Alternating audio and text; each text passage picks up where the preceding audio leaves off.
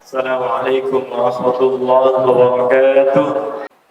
Yang kami cintai karena Allah Subhanahu wa taala, kita semua sayangi Ustaz Buya Mahyildi, Wali Kota Padang, pembina masyarakat di Padang, dan juga insyaallah di antara wali kota yang ahli Al-Quran, dan mudah-mudahan dengan hadirnya beliau sebagai ahli Quran menghadirkan keberkahan di Kota Padang khususnya, di Sumatera Barat juga khususnya, dan di Indonesia pada umumnya insyaallah. Takbir. Saya sudah sampaikan kepada beliau bahwa kami sangat menyayangi beliau, ini abangda saya, dan saya masih komit dengan kata-kata saya di tahun lalu bahwa siapa yang mencintai saya maka ia harus mencintai juga Buya Mahyildi. Dan siapa yang menyayangi saya, maka ia harus membantu program-program beliau untuk menciptakan Padang yang sejahtera dan takwa di hadapan Allah Subhanahu wa taala. Insyaallah. Dulu saya bawa Al-Quran, datang dengan mushaf, maka hari ini saya meminta beliau untuk menghadirkan ahli-ahli Qurannya, bukan sekedar mendapatkan mushafnya.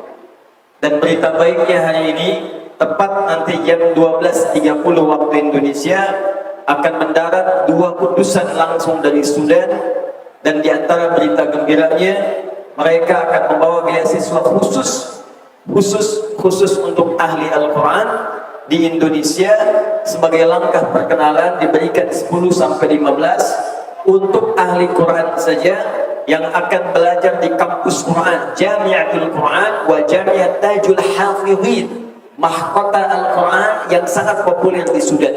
Akan diberikan ilmu-ilmu terkait dengan Al-Quran.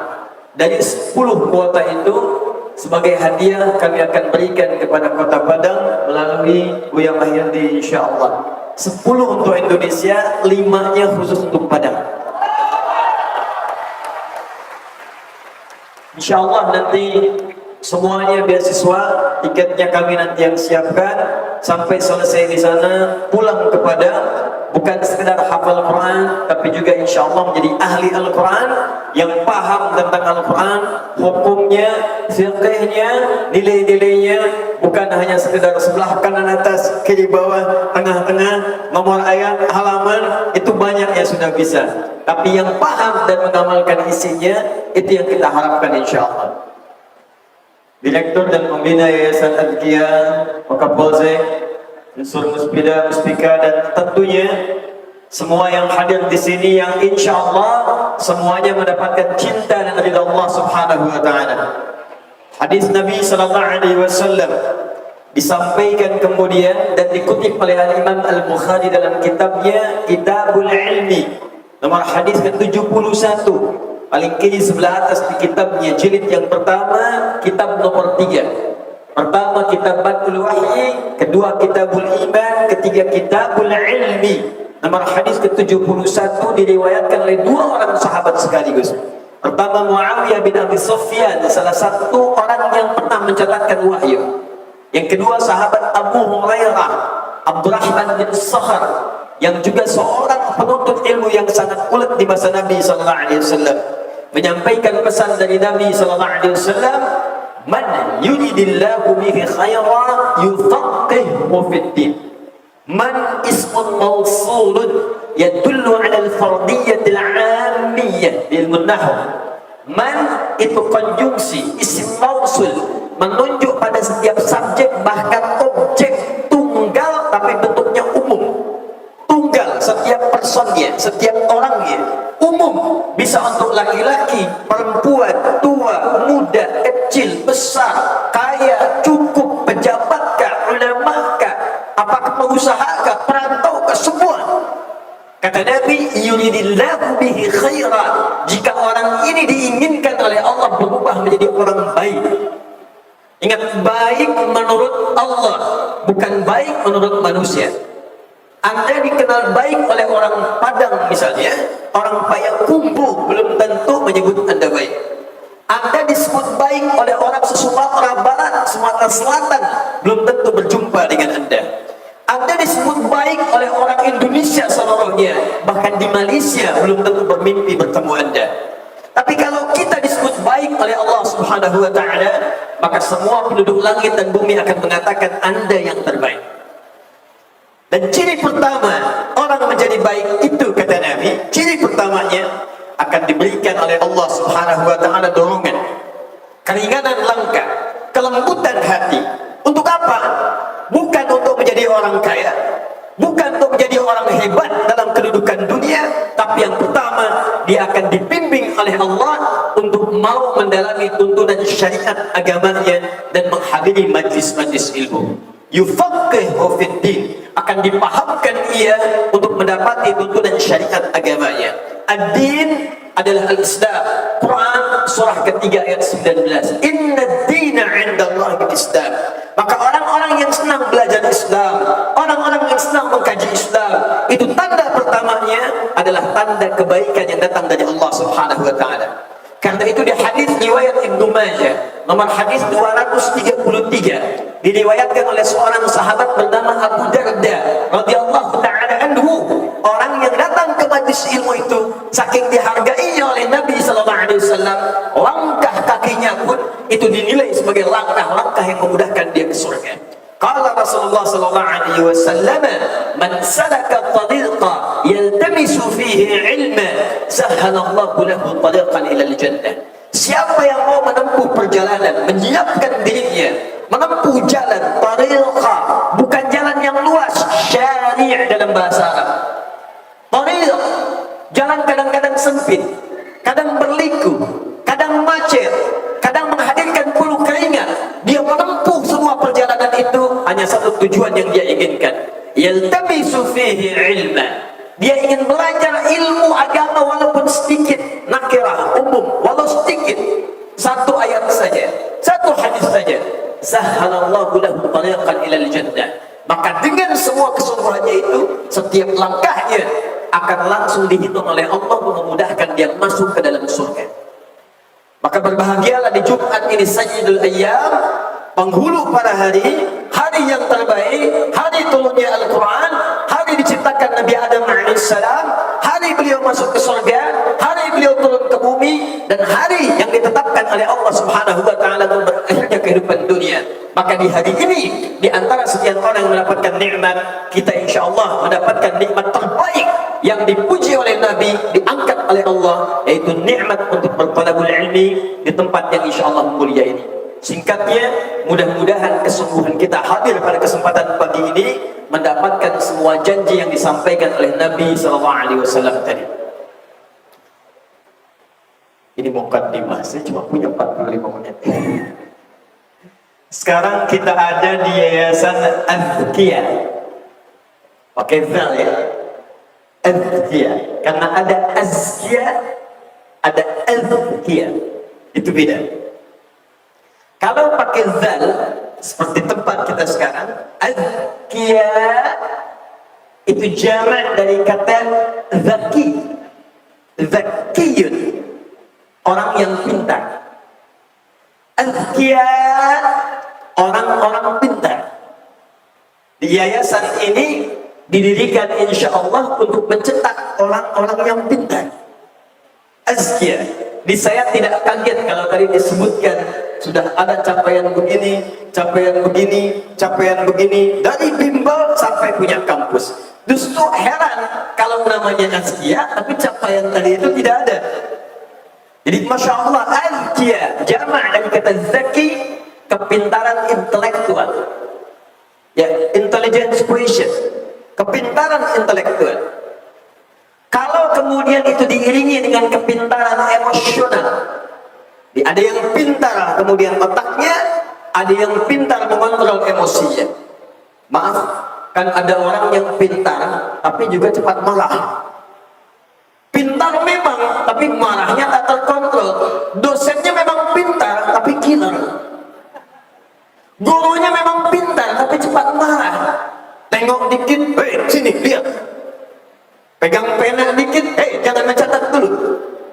Pintar iya, tapi belum mampu kemudian bisa mengontrol kecerdasan emosinya. Kalau sudah bisa mengontrol diri dengan baik, mengendalikan emosi, maka berubah kalimatnya menjadi zakiyun. Jamaknya disebut dengan azkiya. Turun Quran surah ke-91 ayat yang ke-9. Qad aflaha man zakkaha. Orang yang bisa mengontrol jiwanya, mengendalikan emosinya, maka hidupnya akan cenderung bahagia. Orang yang bisa mengendalikan diri, dia akan bahagia. Di rumah tangga, suami bisa mengendalikan diri, dia bahagia. Istri bisa mengontrol emosi, dia bahagia. Karena tidak ada kehidupan yang sempurna. Suami pasti punya kekurangan, istri pasti punya kelemahan. Yang sempurna itu cuma malaikat, Bu. Quran surah ke-66 ayat yang ke-6, paling kiri sebelah atas di mushaf. La ya'asuna Allah ma amarahum wa yaf'aluna ma yu'marun. Malaikat sifatnya sempurna, tidak punya peluang berbuat maksiat dan menunaikan tugas sesuai dengan tupoksinya, tidak bisa mencabut. Jibril turunkan wahyu saja. Malaikat maut cabut nyawa saja. Sejengkel-jengkelnya malaikat maut terhadap seseorang, di Fir'aun nyebelin nih, Jibril tolong cabutin nyawanya, nggak bisa. Jibril tetap wahyu, malaikat maut tetap mencabut nyawa, sempurna tugasnya. La ya'sunallah. Jadi malaikat tidak kenal dengan maksiat, setan tidak kenal dengan taat. Lawan malaikat itu setan. Karena itu setan disebutkan 88 kali dalam Al-Quran, malaikat disebutkan 88 kali dalam Al-Quran. Tugas setan itu mengacaukan keadaan emosi kita, memberikan was-was kepada jiwa. Alladzi yuwaswisu fi sudurin nas. Nafas itu jadi objek setan. Disebutkan sebanyak 105 kali, 115 kali dalam Al-Quran. Lawan dari nafas itu takwa. Takwa yang didorong oleh malaikat disebutkan 115 kali dalam Al-Quran. Sama bentuknya. Orang-orang yang bisa meningkatkan takwanya kepada Allah, dia bisa mengendalikan emosinya, maka dia bisa mampu mengontrol setan. Disuruh marah, tidak. Diminta untuk amarah, tahan. Maka orang yang bisa mengontrol emosi itu cenderung bahagia dalam hidupnya.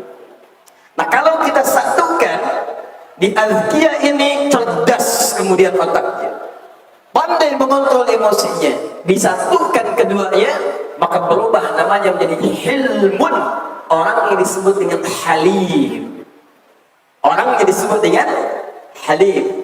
Perhatikan doa Nabi Ibrahim alaihissalam ketika meminta kepada Allah subhanahu wa ta'ala anak yang saleh. Quran surah 37 ayat yang ke-100. Qala rabbi habli minas salihin. Beliau berdoa kepada Allah, ya Allah, mohon anugerahkan aku seorang anak yang saleh. Ketika mintanya saleh, apa yang dijawab oleh Allah subhanahu wa ta'ala? Bukan sekedar saleh. Kalau cuma saleh, kalau cuma rajin ibadah, kalau cuma rajin salat, bagus. Tapi ada yang lebih hebat dibandingkan dengan semua itu. Di antaranya, siapa mereka? Orang yang saleh, tapi juga pintar otaknya. Orang yang saleh, pandai mengendalikan emosinya. Dipadukan pintar otak dan pintar mengendalikan emosi, namanya halim. Maka diberikan kabar gembira di ayat 101-nya. Fabasyarnahu bighulamin halim. Maka kami berikan kabar gembira kepada Nabi Ibrahim alaihissalam bahwa ia akan punya anak yang bukan sekedar saleh, tapi juga mampu kemudian menyatukan dua kecerdasan sekaligus, pandai otaknya dan cerdas mengendalikan emosinya.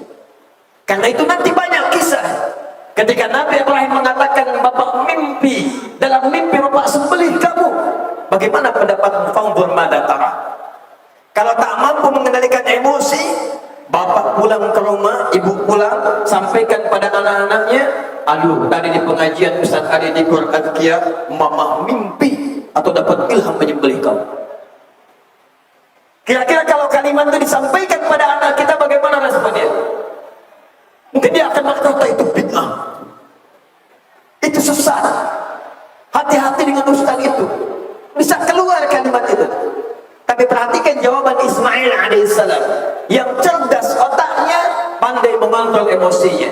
Ya abat if'al ma tu'mar satajiduni insyaallah minas sabirin. Bapak cepat kerjakan sekarang, pandai mengontrol emosi, cerdas menangkap kalau mimpi seorang nabi itu pasti wahyu, kecerdasan intelektual. Mengendalikan emosi, jangankan kemudian saya diperintahkan untuk disembelih, wafat sekalipun kalau sudah tiba ajal ketentuan Allah Subhanahu wa taala. Lakukan sekarang Pak, insya Allah engkau dapati aku sebagai seorang yang sabar. Sabar, kecerdasan mengontrol emosi. Disatukan pintar dengan kecerdasan mengontrol emosi, namanya berubah menjadi halim. Wa basyarnahu bi ghulamin halim. Kalau pintar otaknya, pintar emosinya, dan dia dekat kepada Allah Subhanahu wa taala, maka tibalah manusia yang paling sempurna. Pintar otak, cerdas emosi, dan mendapatkan bimbingan wahyu. Itulah doa Nabi Ibrahim, doa Nabi Ismail ketika selesai meninggikan bangunan Ka'bah yang hancur di masa Nabi Nuh alaihi salam. Perhatikan urutannya. Nabi Ibrahim minta saleh, dijawab oleh Allah pintar dan cerdas emosi. Nanti bapak dan anak berdoa kepada Allah di samping Ka'bah, apa yang dimintakan? Yang lebih hebat dibandingkan Nabi Ismail alaihissalam. Pintar otaknya, cerdas emosinya, dan juga mendapatkan bimbingan wahyu dari Allah Subhanahu wa taala. Quran surah kedua Al-Baqarah ayat ke-129. Paling kiri 19 besar. Perhatikan kalimatnya. Nanti dari sini saya akan berikan rahasia ini yang coba kita turunkan nanti, yang boleh jadi inspirasi untuk bisa diterapkan di pesantren atau yayasan Azkiyah ini. Perhatikan kalimatnya. Rabbana wab'ats fihim rasulan minhum. Satu, bimbingan wahyu. Yatslu alaihim ayatika wa yu'allimuhumul kitab wal hikmah, kecerdasan intelektual, wa yuzakkihim, kecerdasan emosional. Innaka antal azizul hakim. Ya Allah, mohon nanti utus Rasul yang sangat istimewa, beda dengan Rasul-Rasul sebelum kami, lain dengan Rasul-Rasul selain yang Rasul ini. Saking istimewanya ya Allah, jangan sampai dia terlahir kecuali tempat yang istimewa ini. Tempat paling istimewa di muka bumi namanya Ka'bah Al-Musyarrafah. Rumah pertama yang dibangunkan untuk manusia, bukan manusia yang bangun. Quran surah ketiga ayat 96 sampai 97. Inna awwala baitin wudi'a lin-nas. Sungguh rumah pertama yang dibangunkan untuk manusia, bukan manusia yang bangun. Adam turun alaihissalam ke bumi. Quran surah kedua ayat 38. Adam turun, Ka'bah sudah ada. Berjalan masa rumah pertama yang dibangunkan paling istimewa, Ka'bah, pusat bagi seluruh sentral kehidupan di bumi dan pusat spiritual. Coba Bapak Ibu dan adik-adik sekalian, kalau kita belajar geografi, kemudian peta bumi itu kita hadirkan, baik yang kotak kertas ataupun yang bulat globe, lihat titik tengahnya, Anda pasti akan temukan letaknya ternyata ada di Ka'bah Al-Musyarrafah, Mekah. Saya ulangi, letaknya akan ditemukan di Ka'bah Al-Musyarrafah, titik pusat bumi tengah-tengahnya. Berdiri tempat yang istimewa dan pusat untuk ibadah spiritual bagi seluruh manusia. Kata Nabi Ibrahim, Nabi Ismail alaihissalam, ya Allah, nanti hadirkan seorang Rasul karena dia istimewa, lahirnya harus di dekat tempat yang istimewa ini. Beda dengan Rasul-Rasul lainnya. Karena itu, nanti ketika Rasul ini lahir, karena dia istimewa, maka mohon ya Allah berikan bekal yang istimewa. Dia mesti cerdas otaknya, pandai, cerdas mengontrol emosinya, dan juga dibimbing oleh wahyu. Kecerdasan emosional, kecerdasan kemudian intelektual, mendapat bimbingan kecerdasan spiritual dari Allah Subhanahu wa taala. Lengkap seluruhnya. Dikabulkanlah oleh Allah 30 generasi setelah. Jadi berdoanya 30 generasi sebelumnya, setiap generasi bisa ribuan tahun. Jadi Nabi Ibrahim, Nabi Ismail alaihissalam berdoa, dikabulkan 30 generasi setelahnya, bukan 30 tahun. Setiap generasi itu bisa ribuan tahun. Lahirlah Nabi Muhammad SAW bin Abdullah bin Abdul Muttalib bin Hashim bin Abdul Manaf bin Qusay bin Murrah bin Kilab bin Ka'ab bin Ghalib bin Fihr bin Malik bin Nadar bin Kinanah bin Khuzaimah bin Mudrika bin Ilyas bin Nizar bin Mudar bin Ma'ad bin Adnan bin Addi bin Adri bin Muqawwam bin Nahur bin Tarikh bin Ya'rub bin Yasjub bin Nabit bin Ismail alaihissalam bin Ibrahim alaihissalam. 30 generasi setelah berdoa di masa-masa lampau. 30 generasi kemudian lahirlah apa yang dimohonkan itu, yaitu bernama Muhammad sallallahu alaihi wasallam. Satu-satunya nabi yang terlahir di dekat Ka'bah hanya Nabi Muhammad sallallahu alaihi wasallam. Nabi Ismail lahirnya bukan dekat Ka'bah, walaupun wafatnya kemudian dikuburkan dekat Ka'bah, dekat air Zam-Zam itu. Tapi yang lahir di depan Ka'bah, dekat dengan Ka'bah, hanya Nabi Muhammad SAW. Jarak sekitar 200 meter dari Ka'bah ke arah yang sekarang dikenal dengan Al-Maktabah Al-Qadimah atau perpustakaan klasik. Nah, yang saya ingin katakan adalah ternyata misi yang didoakan oleh Nabi Ismail, Nabi Ibrahim untuk Nabi Muhammad dijawab oleh Allah, dan yang paling dahsyat, jawaban ini diturunkan oleh Nabi Muhammad supaya diwariskan kepada umat-umatnya dan diteruskan. Perhatikan jawabannya. Quran surah kedua ayat 151, paling kanan sebelah bawah. Perhatikan ayatnya. Kama arsalna fikum, kama arsalna fikum, sebagaimana sekarang telah kami utus untuk kalian. Jadi dulu berdoa, Rabbana wab'ats fihim, ya Allah tolong utus bagi kalangan masyarakat di sini seorang rasul lahir dari sini yang akan membawa misi yang sangat universal. Dijawab oleh Allah, kama arsalna fikum rasulan minkum. Sekarang kami jawab doanya itu, kami utus seorang rasul untuk kalian dari kalangan masyarakat kalian. Perhatikan, yatlu alaikum ayatina, dia akan membawa misi yang pertama, bimbingan wahyu dari Allah Subhanahu wa taala. Ayat. Satu, awas, sekarang saya agak mulai serius ya. Kita fokus baik-baik. Satu, ayat. Ini kelihatan, Bu? Kelihatan, luar biasa. Belum saya tulis sudah kelihatan. Cuma di Azkiyah belum nampak sudah terlihat ya. Imannya kuat sekali. Ayat. Agak cepat. Jamak dari kata ayat. Bimbingan wahyu. Secara singkat diberikan pada Nabi Muhammad SAW ayat. Dibacakan, diperdengarkan. Sesuatu yang diperdengarkan disebut dengan bunyi yang didengar disebut dengan Qur'an. Kedengaran? Qur'an.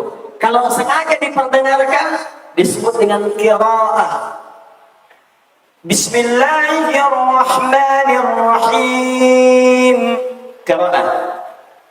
Kalau terus-terusan diperdengarkan, ada ayat disampaikan, ada ayat disampaikan, ada ayat disampaikan, tak pernah bosan menyampaikan, tak pernah bosan kita mendengarnya, maka berubah dari qiraah jadi Quran. Kalau dia khusus, bukan bacaan biasa, datangnya dari zat yang khusus, bimbingannya khusus, manfaatnya istimewa, tambahkan alif lam di depannya untuk bentuk ma'rifah, Al-Quran. Karena itu semua isi Al-Quran disebut dengan ayat. Al-Baqarah 286 ayat, Ali Imran 200 ayat, An-Nisa 176 ayat, sampai dengan Al-Ikhlas sekian ayat. Pertama, ayat wujudnya Al-Quran.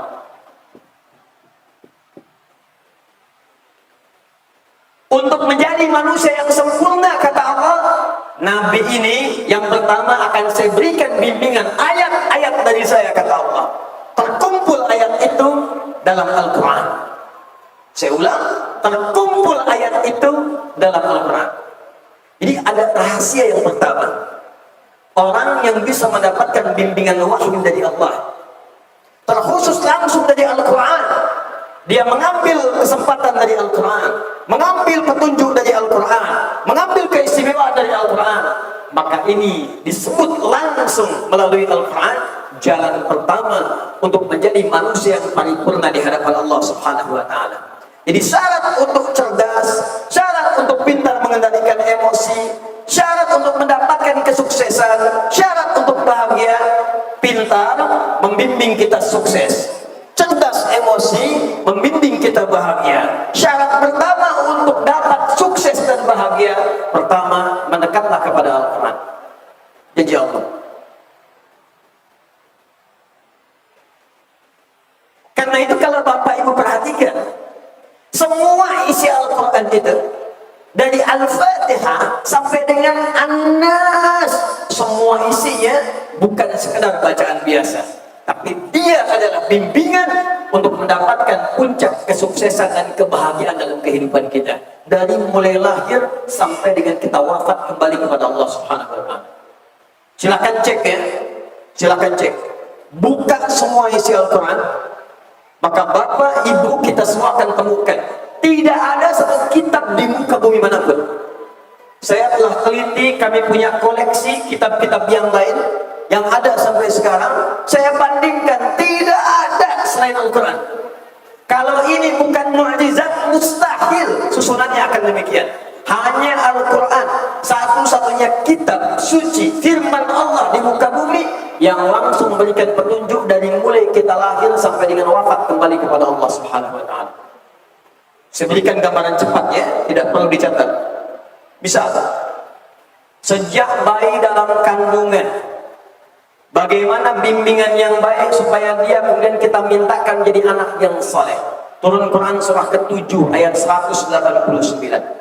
Untuk mengamati fase kandungannya, turun Quran surah ke-22 ayat yang kelimanya.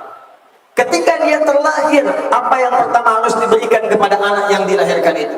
ASI. Berapa lama diberikan ASI itu? Sampai sempurna disebutkan. Quran surah kedua ayat 233. Ayat ini 15 abad yang lalu turun, dibuktikan penelitiannya sekarang. ASI maksimal diberikan 2 tahun sempurna. Boleh kurang dari itu, tapi yang terbaik 2 tahun. Siapa yang pertama bicara ASI diberikan 2 tahun itu yang paling bagus? Al-Quran, firman Allah. Quran surah kedua ayat 233. Wal walidatu yurdi'na auladahunna haulaini kamilaini liman arada an yutimma radha'ah. Perempuan yang baru melahirkan jangan sibuk dengan diberikan beban. Suami mesti sadar, jaga emosinya supaya dia tenang, karena dia dibekali sesuatu untuk ketahanan, kecerdasan dan kemuliaan anaknya. Apa itu? ASI. Beri kesempatan memberikan ASI dengan tenang. Kalau ingin sempurna, berikan selama 2 tahun. Kemudian dalam 2 tahun sampai menjelang pendidikan dini, menjelang dia balik, berikan 4 pendidikan dini, tercantum di Quran surah ke-31 ayat ke-13 sampai dengan ayat 19-nya. Mulai dia belajar bagaimana cara menangkap pengetahuan yang cepat supaya cepat paham, cepat mengerti. Ada di Quran surah ke-9 ayat 122. Ada orang yang cepat paham, cepat mengerti, tapi tak mampu mendekatkan ilmunya dengan Allah Subhanahu wa Ta'ala. Maka Allah katakan, punya ilmu itu bagus, derajat terangkat, tapi iman pun mesti kuat. Rumusnya ada di Quran surah ke-58 ayat yang pertama. Kuncinya ada di Quran surah ke-96 ayat yang pertama. Quran surah 58 ayat 11. Kombinasikan Quran surah 96 ayat yang pertama. Naik lagi, dia mulai naik jenjang lagi, masuk kampus, kenal orang-orang baru, ada yang merantau. Jangan sampai terjebak dalam pergaulan bebas. Laki-laki bertemu perempuan tapi tetap jaga takwa. Quran surah ke-49 ayat ke-13. Masuk perkenalan, jangan banyak-banyak bergaul dengan cara yang tidak pantas. Sudah tiba masanya, lakukan lamaran. Quran surah ke-4 ayat ke-4. Masuk ke pernikahan, Quran surah ke-30 ayat ke-21. Baru menikah, apa yang harus pertama kali dilakukan? Pembagian tugas. Suami apa kewajibannya, istri apa kewajibannya. Dengan hak-hak ini diketahui, kewajiban dipahami, maka tidak akan mungkin terjadi hal-hal yang tidak diinginkan. Gesekan-gesekan cepat diselesaikan. Turun Quran surah ke-4 An-Nisa ayat 34. Laki-laki tugas pertama mencari nafkah. Bagaimana cara mencari nafkah yang mudah? Ada 8 caranya. Banyak orang hanya mencari satu cara saja. Ketika sulit, mulai dia menyesal. Padahal ada 8 cara disampaikan oleh Al-Quran. Kalau ingin standar, Quran surah kedua ayat 168. Kalau ingin cepat baru berangkat, rezeki menunggu. Quran surah kedua ayat 172. Ada yang belum berangkat, rezekinya sudah datang. Quran surah ke-7 ayat ke-96. Ibu kemudian merawat anak di rumah. Kadang-kadang dia menangis, kadang melengeh, kadang berkata turun bimbingan di Quran surah 17 ayat 23 sampai 27. Merawat rumah tangga dengan bekerja bukan hal yang mudah. Kadang-kadang juga melelahkan. Ada pernah muncul sakit ringan, Quran surah ke-26 ayat 80. Sakit berat, kata medis mustahil sembuh. Kata klinis gak ada obatnya. Kata Allah, gak ada yang mustahil bagi saya. Lakukan amalan seperti Nabi Ayub, saya sembuhkan seperti saya sembuhkan Ayub. Janjinya di Quran surah ke-21 ayat 83 sampai 84. Apa dikira di rumah tangga tidak ada persoalan?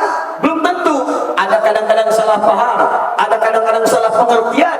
Maka tolong bimbingan Quran surah ke-4 ayat ke-19.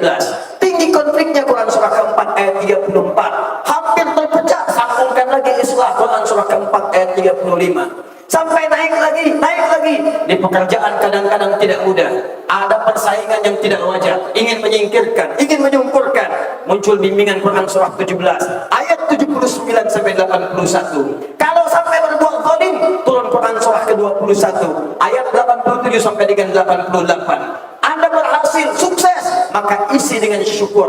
Kalau syukurnya bentuknya harta, keluarkan dalam bentuk kewajiban harta. Zakat keluarkan, Quran surah 9 ayat 103. Kepada 8 golongan diatur orangnya, Quran surah ke-9 ayat ke-60. Kalau mau tambah, berikan infak, pahalanya disebutkan di Quran surah kedua ayat 261 sampai 263. Kepada siapa mau infak, disebutkan spesifik 5 golongan, Quran surah kedua ayat 215-nya. Naik lagi, kalau Anda bisa kerjakan itu, maka Allah akan tambah keberkahan dalam hartanya. Turun Quran surah ke-14 ayat yang ke-7. Tapi jangan lupa, kadang-kadang akan hadir ujian yang menguji ketangguhan kita menjalani kehidupan. Pelajari rinciannya, supaya kalau ujiannya datang, kita nggak kaget.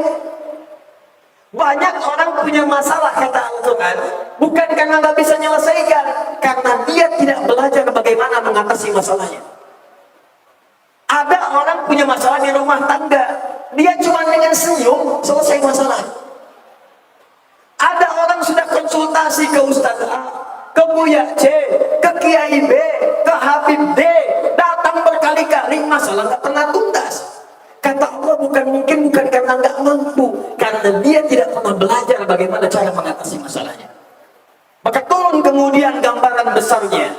Ini masalah ringan, menengah, besar. Quran surah kedua ayat 214. Rinciannya Quran surah kedua ayat 155 sampai dengan 157. Solusinya Quran surah ketiga ayat 142.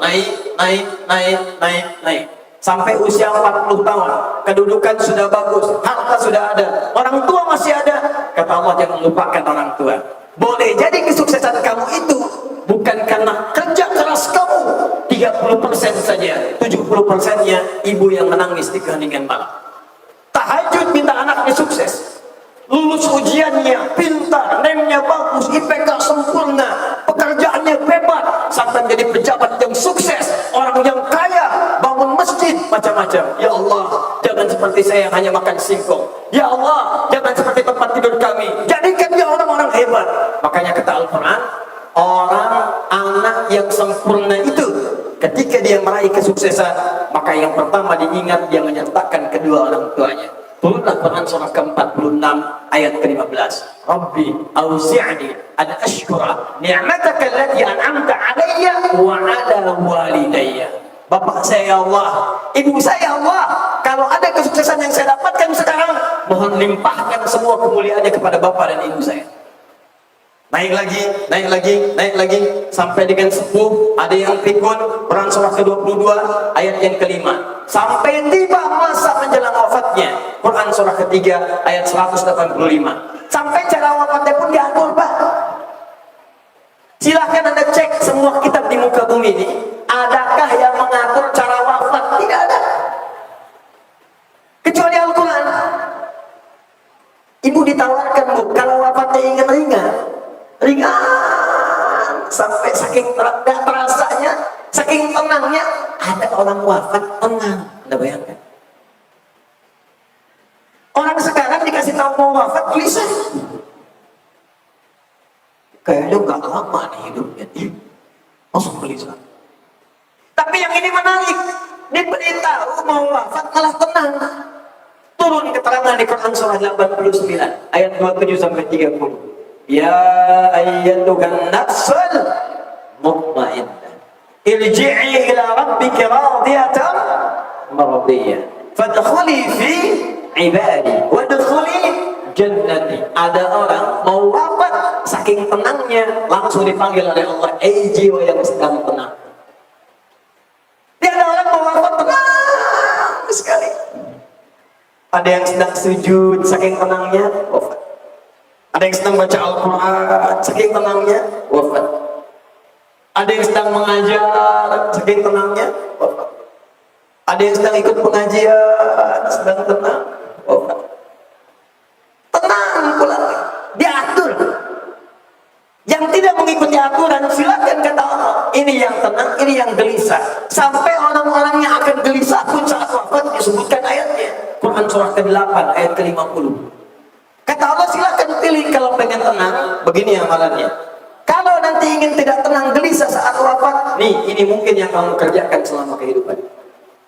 Kalau ingin balik lagi supaya tenang, ya Allah, saya pernah bermaksiat. Ya Allah, saya sering gelisah. Ya Allah, saya takut kalau wafat saya dalam keadaan tidak tenang. Bagaimana cara pulangnya supaya tenang lagi? Turun Quran surah ke-4 ayat 17 sampai dengan 18. Sampai mohon maaf, urusan alam kubur pun diinformasikan. Urusan alam kubur, kata Allah, jangan sampai kamu siapkan malam pertama di alam dunia, malam pertama di alam kubur kamu tidak punya cahaya dan kesiapan. Maka turun amalan-amalan alam kubur. Quran surah kedua Al-Baqarah ayat 153 sampai 154. Dirinci di Quran surah ketiga Ali Imran ayat 169 sampai dengan 171. Selesai alam kubur, naik lagi sampai dengan kiamat. Turun satu surah ke-75. Orang sedang goncang, takut, bahkan ada yang sudah tidak peduli. Saya nggak tahu ke neraka atau surga, yang penting hisabnya selesai dulu.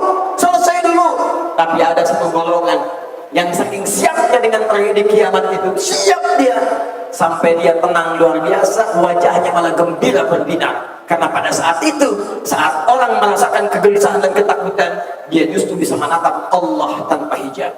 Wujuhu yawma idzin nadhirah. Ada orang-orang yang saat terjadi kiamat itu siap akan dihisab, wajahnya malah berbinar. Dihisab wajahnya berbinar gembira, bukan karena jaminan surganya, ila biha nadhirah, karena bisa menatap Allah yang selama ini tak dilihatnya langsung seketika. Quran surah ke-75 ayat 22 sampai 23. Dari situ kemana dia? Diterangkan langsung. Ada yang masuk surga, surganya dibagi 4. Ada surga kelas paling elit bersama para nabi, para syuhada, orang soleh, orang-orang jujur. Hanya 4 golongan saja. Quran surah ke-4 ayat ke-69. Ada yang surganya di taman surga, semua kenikmatannya langsung diberikan oleh Allah. Quran surah ke-51 ayat 15 sampai dengan 23. Ada yang surganya seluas langit dan bumi. Quran surah ketiga ayat 133 sampai 134. Ada yang surganya indah, nikmat, tapi tak disebutkan detail rinciannya. Yang penting begitu Anda menginginkan apapun, seketika langsung ada. Quran surah kedua ayat ke-25. Semuanya lengkap. Tunjukkan pada saya kitab mana di muka bumi ini yang menerangkan tuntunan kehidupan dari mulai lahir sampai dengan wafat sampai kembali kepada Allah. Ingin sukses, ada caranya. Ingin bahagia, lengkap caranya. Ingin pintar, ada tuntunannya. Hanya Al-Quran. Karena itu ketika Allah menurunkan Al-Quran di bulan Ramadan, di malam yang penuh berkah, wahyu pertama turunnya di hari Jumatnya. Apa keterangan yang Allah sampaikan pertama kali? Buka Quran surah kedua ayat 185. Quran surah kedua ayat 185. Paling kiri pertengahan. Syahr Ramadan alladzi unzila fihi al-Quran. Di bulan Ramadan itu bulan yang istimewa. Karena Al-Quran ini istimewa, kami turunkan di bulan yang sangat istimewa, Ramadan. Karena Al-Quran istimewa, kami turunkan di hari istimewa Jumat. Karena Al-Quran istimewa, kami turunkan di malam yang istimewa, malam mubarakah, Lailatul Qadar. Apa fungsinya? Fungsi yang istimewa, hudan linnas. Hudan linnas. Allah. Hudan jamak dari kata hidayah. Hidayah punya banyak makna. Satu, bisa berarti petunjuk kemudahan. Dua, bisa berarti solusi dari persoalan. Tiga, bisa berarti jalan untuk kelapangan.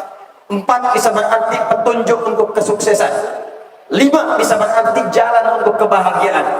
Karena itu orang ingin bahagia, dia membutuhkan hidayah. Orang ingin sukses, butuh hidayah. Orang ingin pintar, butuh hidayah. Orang ingin solusi punya masalah, butuh hidayah. Kalau dijamakkan, dikumpulkan semuanya ini, pintar, sukses, bahagia, tenang, cerdas, mendapat semua yang diinginkan dengan baik, maka rubah kalimatnya, kumpulkan semua hidayahnya menjadi hudan. Hudan. Karena itu orang yang mendapatkan hudan cenderung mendapatkan sukses, bahagia, tenang, cerdas. Dalam bahasa Arab disebut dengan aflah. Orangnya disebut dengan muflih. Jamaknya disebut dengan muflihun. Perhatikan, ketika orang menyebutkan hudan, mendapatkan hudan, maka dia akan menjadi muflihun. Quran surah kedua ayat yang kelima. Ulaika ala hudam min rabbihim wa ulaika humul muflihun. Bagaimana mendapatkan hudan ini? Al-Quran. Al-Quran. Bapak Ibu cek ya, mohon maaf nih. Nabi itu lahirnya di mana? Adik-adik, Nabi lahir di mana? Di Mekah. Baik, Mekah itu di Persia atau Romawi? Yang Persia angkat tangan. Yang Romawi angkat tangan. Bukan Persia, bukan Romawi. Baik, Mekah itu dulu adanya di wilayah disebut dengan Hijaz, sifatnya disebut jahiliyah. Dari kata jahlun. Jahlun artinya bodoh, tidak kenal. Jahlah, tidak kenal dengan nilai-nilai baik. Jahiliyah, semua yang baik tak kenal. Jujur, tidak kenal. Sabar, tidak kenal. Maaf, semua sifat-sifat baik tidak kenal. Karena itu kalau ingin mencari pencuri, jahiliyah komplit. Kalau ingin mencari perampok, jahiliyah komplit. Bahkan ada satu daerah, satu kota, satu kampung, itu khusus kampung perampok. Namanya Gifar. Isinya tukang begal semua. Tokohnya, pimpinannya Jundub bin Junada. Jadi kalau ada sekarang perampok, ada pembegal, misal ada pembegal di kota Padang, dia terlambat, telat. Karena jahiliyah sudah ada dan lebih hebat daripada ini. Kalau sekarang ada penipu, telat, dulu sudah ada dan tipuannya lebih dahsyat daripada sekarang. Kalau ada pemabuk sekarang, telat, orang jahiliyah, diinfo saja nih, orang jahiliyah paling minimal mabuknya 5 kali dalam sehari, paling minimal. Kalau sekarang ada pezina misalnya, waliyadzubillah, telat. Orang jahiliyah lebih profesional zinanya. Di semua keburukan itu ada di jahiliyah. Tapi apa yang terjadi kemudian? Allah turunkan Quran untuk mengubah semua sifat jahiliyah itu. Saya berikan sebelah kanan Romawi, sudah punya peradaban hebat. Bahkan sampai sekarang peninggalannya ada, tapi tidak bernilai. Saya 5 tahun di Libya, ada tempat namanya Leptis Magna. Leptis Magna itu kumpulan kejayaan Romawi, berbatasan dengan Italia. Di situ ada bongkahan-bongkahan kejayaan tempo dulu, patung-patungnya, kemegahan istananya, perpustakaannya dahsyat. Bahkan ada ruangan spa, khusus mandi uap. Bayangkan ribuan tahun sebelum masa kita sudah ada. Tapi apakah punya nilai sekarang? Tidak. Persia Persia punya imperium, maju, dahsyat. Ada peradaban, ilmu segala rupa, pasukan dahsyat, hebat. Kanan diapit Romawi, kiri dikuasai oleh Persia. Di mana jahiliyah? Di bawah sini. Bukan di sini. Ilmu tidak ada, peradaban tak punya. Maaf, akhlak jangan dipikirkan, adab kosong. Karena itu disebut jahiliyah. Allah turunkan Al-Quran bukan di Romawi, bukan di Persia, supaya tak ada orang Padang mengatakan wajarlah orang itu hebat karena turunnya di Romawi. Supaya tidak ada kemudian orang Indonesia mengatakan wajar Persia unggul, wajar hebat dengan Quran, bukan karena Qurannya turunnya di Persia, tapi Allah turunkan di masyarakat jahiliyah yang paling dalam tadi. Tiba-tiba setelah turun Al-Quran, hanya butuh waktu kurang lebih 20 tahun, merubah suasana jahiliyah menjadi umat yang terbaik. Khairul ummah. Romawi dikalahkan, Persia ditaklukkan dengan cahaya Al-Quran naik ke atas. Diabadikan di Quran surah ketiga ayat ke-110. Paling kiri sebelah atas. Kuntum khairul ummah. Kalian umat terbaik yang pernah dilahirkan di muka bumi. Di mana sifat baiknya? Masih ingat tadi? Ada satu kampung, kampungnya kampung begal, kampung perampok. Apa namanya tadi? Gifar. Tokohnya siapa namanya? Jundub bin Junadah. Datang kepada Nabi Muhammad SAW di Mekah, mendengar cahaya Al-Quran, diberikan satu ayat masuk Islam. Asyhadu an la ilaha illallah wa asyhadu anna Muhammadar Rasulullah. Ya Rasulullah, berikan saya pesan, berikan saya wasiat. Kata Nabi, pulang dulu ke Gifar. Di sana kamu pendalam Islam dengan baik, minta keterangan dari sini, lalu ajarkan ke masyarakat. Kata Jundub bin Junadah, ya Rasulullah, saya tidak akan pulang ke Gifar sebelum saya umumkan keislaman saya di depan Ka'bah. Kata Nabi, hei Jundub, jangan dulu kau umumkan, kamu belum kuat. Di sini banyak preman-preman, kamu bisa dipukuli. Apa jawab Jundub? Ya Rasulullah, saya ini merampok orang terang-terangan, masa syahadat sembunyi-sembunyi? Saya ini rampok orang terang-terangan, masa urusan syahadat sembunyi-sembunyi? Keluar Jundub berdiri di depan Ka'bah. Hei orang-orang Quraisy, hei penduduk Makkah, asyhadu an la ilaha illallah wa asyhadu anna Muhammadar Rasulullah. Kalian mau apa? Datang mereka, dipukuli, namanya bicara, jatuh pingsan, sampai ditolong. Sahabat mengatakan, ada riwayat mengatakan Hamzah yang menolong, ada riwayat mengatakan Ali bin Abi Thalib radhiyallahu ta'ala anhu yang menolong. Ditolong, dikatakan jangan teruskan, jangan pukul lagi, karena orang ini berasal dari Gifar. Kalau kafilah kita lewat Gifar dan tahu orang ini wafat di sini, akan celaka perdagangan kita. Maka dilepaskan Jundub ini, pulang kemudian ke Gifar, dipraktekkan amanah Nabi. Apa yang terjadi? Tiba-tiba saat Nabi hijrah ke Madinah, Madinah heboh. Terdengar telapak kaki, terdengar goncangan telapak kaki, dab dikduk, dab dikduk, dab dikduk. Orang keluar melihat semua. Ternyata begitu dilihat, Allah, Jundub paling depan membawa rombongan orang Gifar. Semua penduduk Gifar masuk Islam. Untuk mengabadikan peristiwa itu, maka seringkali disebutkan kalimat Gifarnya. Untuk menunjukkan itu, saya berasal dari Gifar, tambahkan alif lam di depannya, ujungnya ganti dengan i, untuk menunjukkan saya berasal dari Gifar, dari daerah, tambah alif lam di depannya, ujungnya ganti dengan i. Ana Jundub bin Junadah al-Ghifari, berasal dari Gifar, dikenal dengan kunyahnya Abu Dzar. Sampai sekarang sahabat ini disebut dengan Abu Dzar al-Ghifari. Mantan perampok, mantan pembegal, tiba-tiba jadi juru dakwah, jadi da'i, berhasil mengislamkan sekampungnya. Pembegal masuk Islam, Abu Dzar al-Ghifari, sampai meriwayatkan hadis, sampai dikutip hadisnya oleh Al-Imam An-Nawawi di Al-Arba'in nomor hadis ke-18, paling kiri sebelah atas.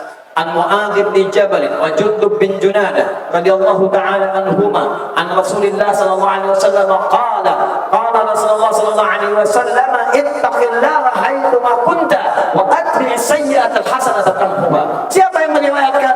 Mantan perampok. Turun cahaya Quran bisa berubah, belajar Al-Quran bisa berbeda. Umar hobinya minum minuman keras di jahiliyah dan nantangin orang.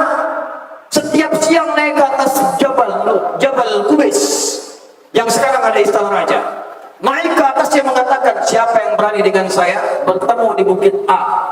Tapi sebelum datang, pamit dulu pada ibu yang telah melahirkannya, karena dia akan pulang tanpa nama, Umar.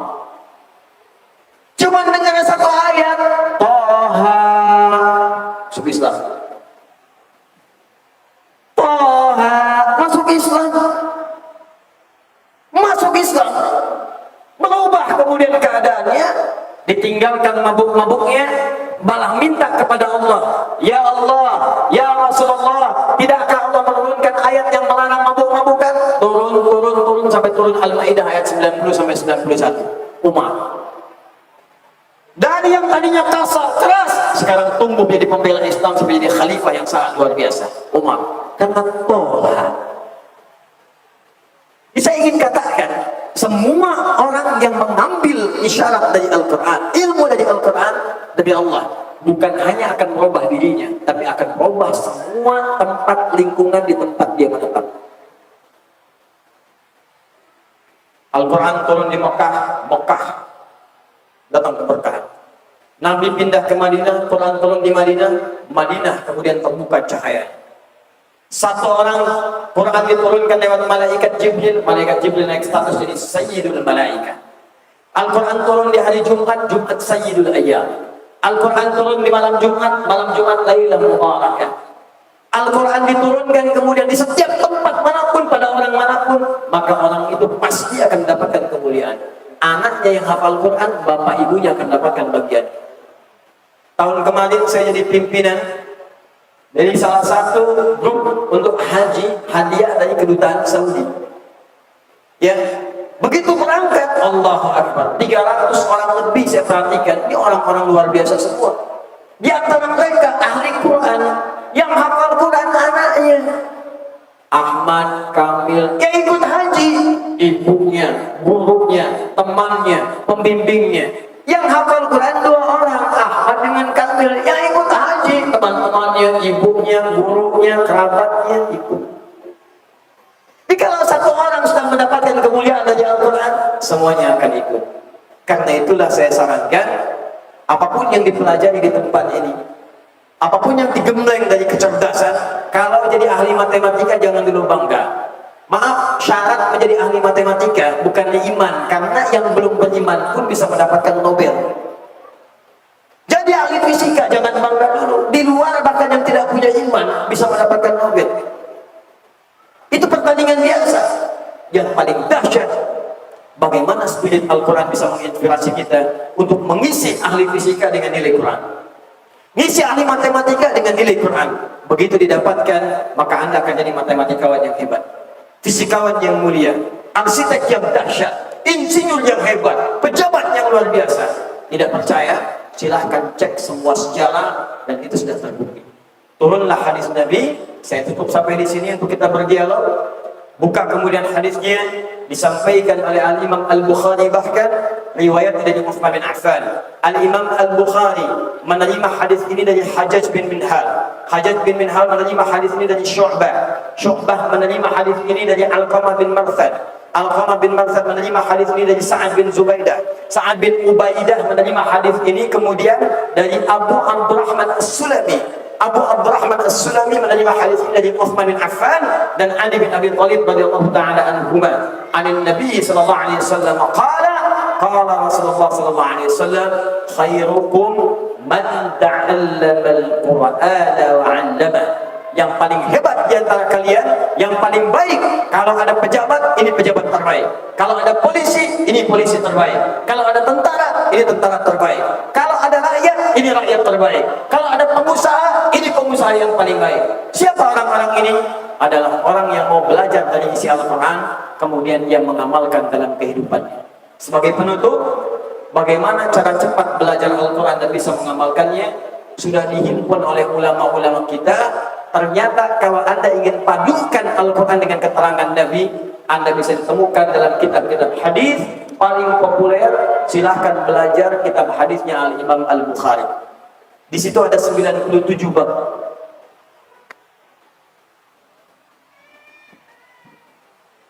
Bisa. Ada bab tentang penguatan iman. Ada bab tentang mencari ilmu. Ada bab tentang bagaimana berniaga yang sukses. Bahkan ada bab tentang mengobati penyakit. Ada kitabul imarah, bab menata pemerintahan. Kalau Anda mau hadirkan ini, tidak harus baca dari awal sampai akhir. Beli kitab Sahih Al-Bukhari 4 jilid cuma 350.000. Kemarin naik 25.000, 375.000, 4 jilid bekal dunia akhirat. Tidak harus baca awal sampai akhir. Apa yang tuan-tuan butuhkan, yang Anda butuhkan, keluarkan itu semua, pelajari. Anda pedagang, Anda perantau, keluarkan kitabul tijarah. Bagaimana bimbingan dari Allah dan Nabi, cara berniaga yang paling hebat. Demi Allah saya katakan, ini sekarang sedang didalami oleh orang-orang Yahudi. Hampir setiap menit mereka kaji dan mereka praktekkan. Tidak ada orang yang berniaga tercatat dalam sejarah mengeluarkan petunjuk ini kecuali dia akan berdagang tak pernah kembali modal. Yang ada kembali untung. Untung. Abdurrahman bin Auf modal pakaian, balik jadi orang paling kaya. 3 bulan nomor 3 paling kaya di Madinah. 1 tahun orang paling kaya di Madinah yang kapaknya terbuat dari emas. Kalau jadi pejabat paling sukses. Amr bin As menghafal Quran, mendalami, cuman ekspedisi jalan dari Mesir ke Libya, ke Tunisia, ke Maroko, ke Aljazair, sampai berhenti di Syam, di Syria sekarang. Sekarang 4 negara, Palestina, Libanon, kemudian Syria, kemudian Palestina, 4 negara. Sampai di Syam, di Syria, semua yang dilewati Muslim semua, sampai sekarang. Afrika Utara, provinsi, gubernurnya namanya Musa bin Nusair, punya panglima. Bayangkan, semua yang dibimbing oleh Nabi, kekuatan panglimanya, sahabat Nabi 12.000 orang, menghasilkan 38 panglima. Satu orang panglima bisa menaklukkan Persia dan Romawi. Dahsyat. Panglima tertinggi pada saat itu di Musa bin Nusair, Tariq bin Ziyad, menaklukkan Spanyol. Selesai. Al-Quran. Karena itu saya ingin katakan, ayo keluarkan, pelajari. Insya Allah di situ akan banyak didapatkan manfaatnya. Kita praktekkan. Kitabul ilmi bawa. Ya, ini sebagai informasi ya, Buya Heldi dan Dr. Anwar. Kami di Bekasi itu sekarang punya kelas-kelas Quran. Jadi ayat-ayat Quran kita bentuk jadi kurikulum, Pak. Bisa. Ada dokter ini. Dokter mata, dokter gigi, dokter umum, kami keluarkan ayat-ayatnya dalam Al-Quran. Kami keluarkan hadis-hadisnya, lalu dikombinasikan dengan kitab-kitab klasik dan kitab kontemporer kekinian.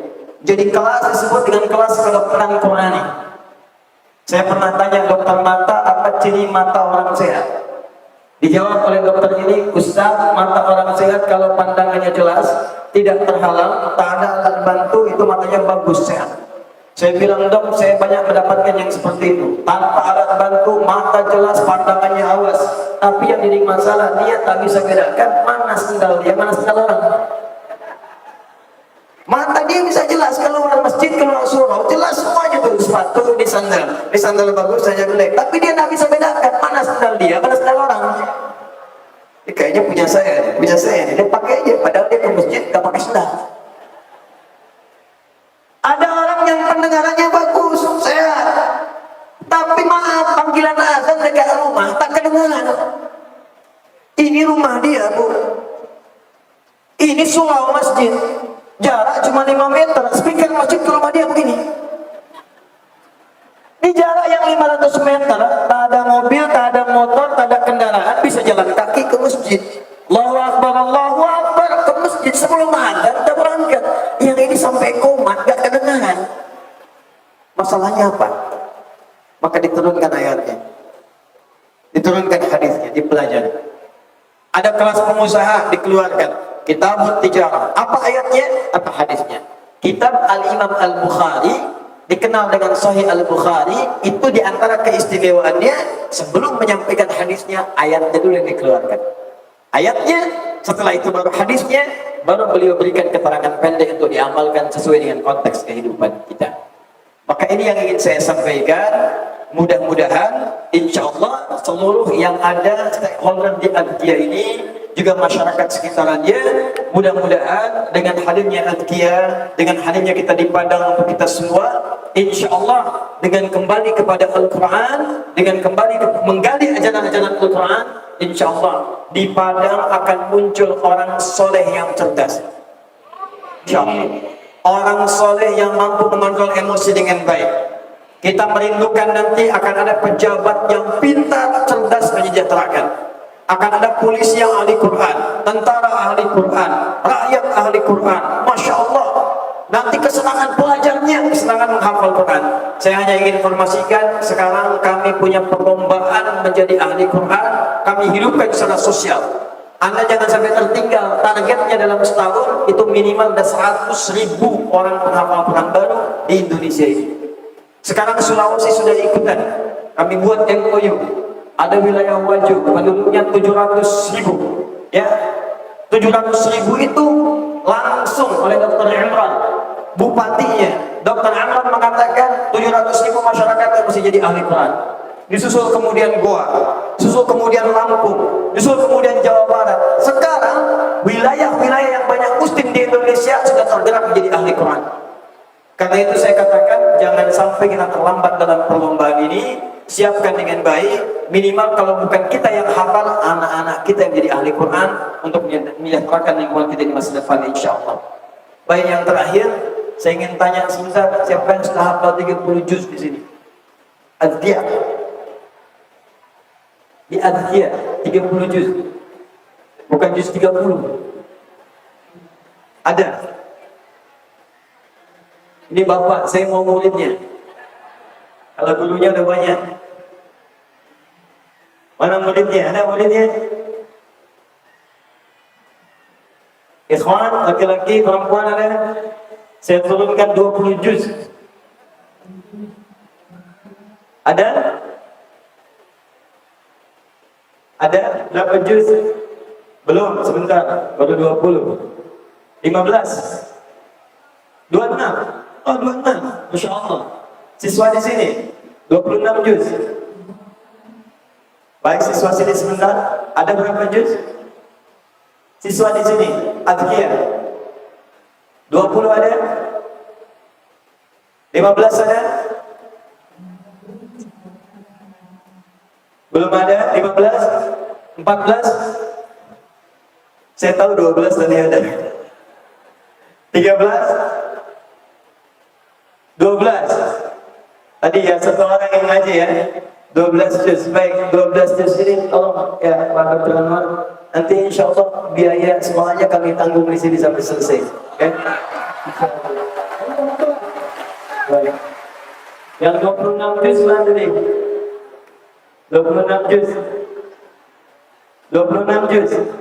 Baik, berapa usianya? Ya. Baik, selesaikan 30 juz.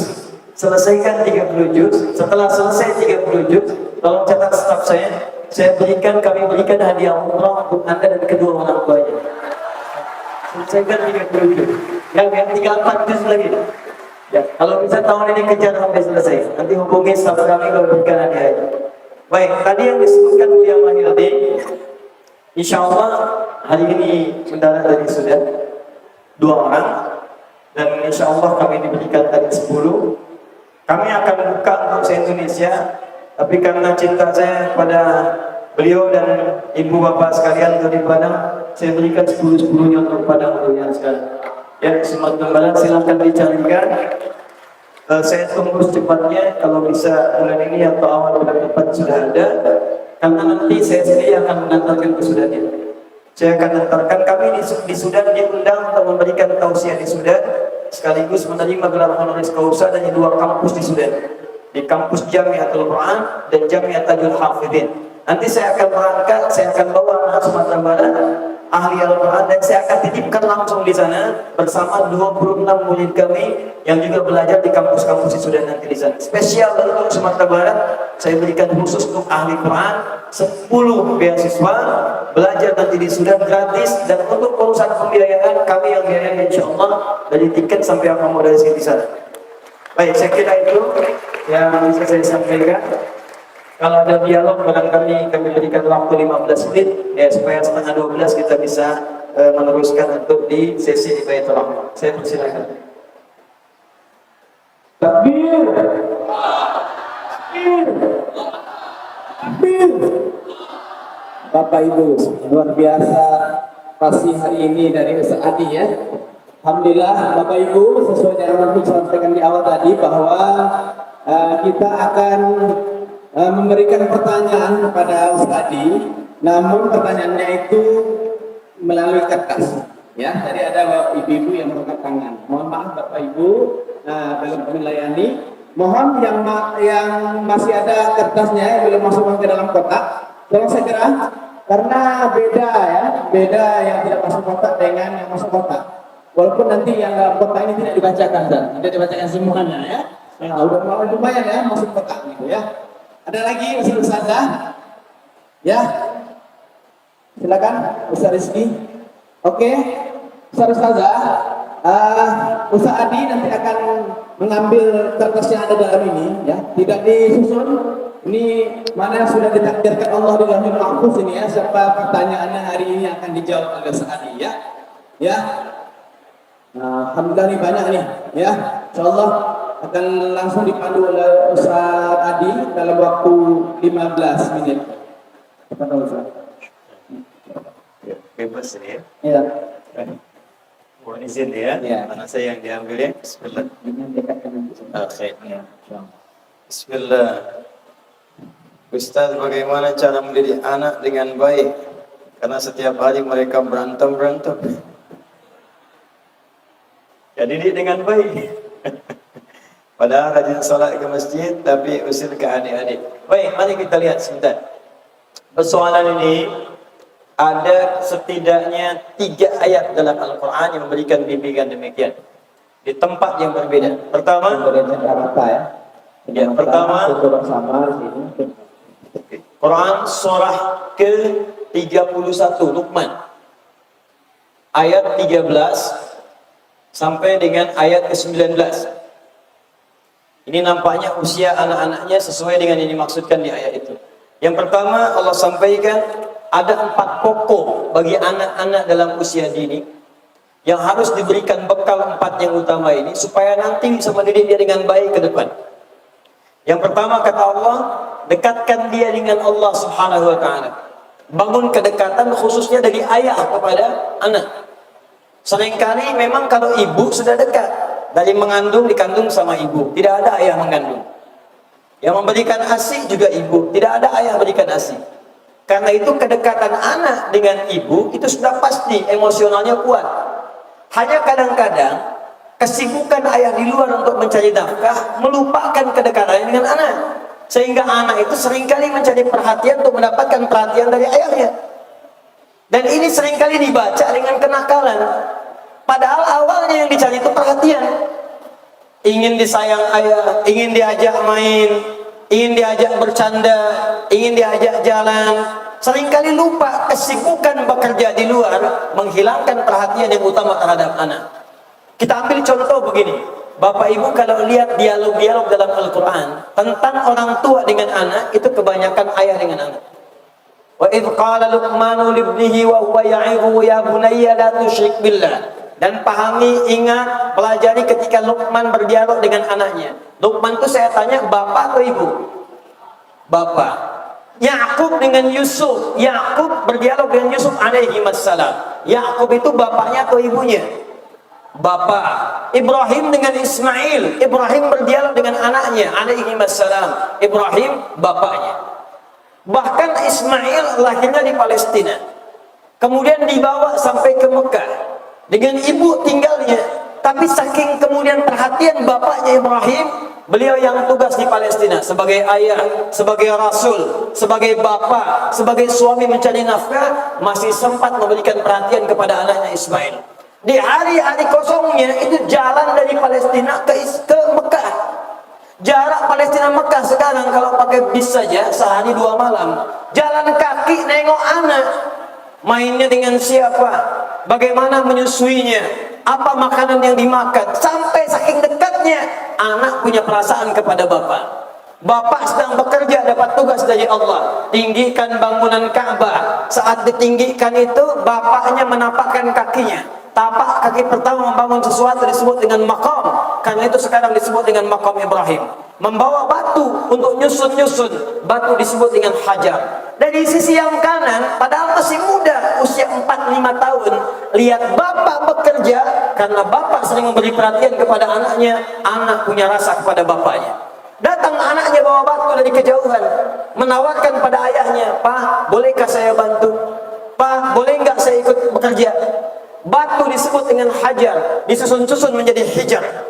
Kalau jadi ruangan disebut dengan hujrah. Datang dari sisi yang lain, beliau membawa batu disusun di sisi yang berbeda. Sampai sekarang, bagian Ka'bah yang dibangun oleh Nabi Ibrahim dan Nabi Ismail itu, bagian Nabi Ismail disebut dengan Hijr Ismail. Sampai saat ini. Yang ingin saya sampaikan, kalau orang tua punya perhatian baik kepada anak, itu pasti anak akan memberikan respon positif ketika orang tua menginginkan bakti atau menginginkan perintah-perintah kepada anak-anaknya. Karena itu di surat Luqman, setelah mendekat kepada Allah, maka dibangunlah kedekatan antara orang tua dengan anak. Masuk ke ayat 14 sampai 15-nya. Wassaynal insana biwalidayhi hamalathu wahnan ala wahnin. Diajak jalan-jalan, keluar kalimat ya bunayya, ajak ke masjid aqimis shalah, jalan-jalan, kadang lihat ke lapangan, kadang ke alun-alun, kadang bawa ke market misalnya, ajarkan nilai-nilai kehidupan. Siapa yang bawa? Bapaknya. Jika bapak sudah dekat dengan anak, ibu sudah dekat dengan anak, akan ada rasa kepemilikan dari anak kepada kedua orang tuanya. Dan mudahlah kemudian anak itu diatur oleh kedua orang tuanya. Di bagian yang pertama. Jadi kalau ada anak sulit diatur, sering berantem, sulit kemudian dikendalikan, yang pertama dilakukan itu adalah bukan marahi dulu anaknya, istighfar dulu apa yang telah Anda contohkan pada masa-masa pertumbuhannya. Jangan-jangan anak itu rewel bukan karena nakalnya, karena ibu kurang perhatian. Karena bapak kurang perhatian, sibuk di luar, anak dilihat. Yang kedua jenisnya bisa beda. Perhatian bapak ada, perhatian ibu ada, cuma memang ada keistimewaan di anak di luar kadar anak-anak biasa. Maaf, kecerdasannya melewati batas masanya, sehingga dia tidak biasa main dengan orang-orang yang standarnya.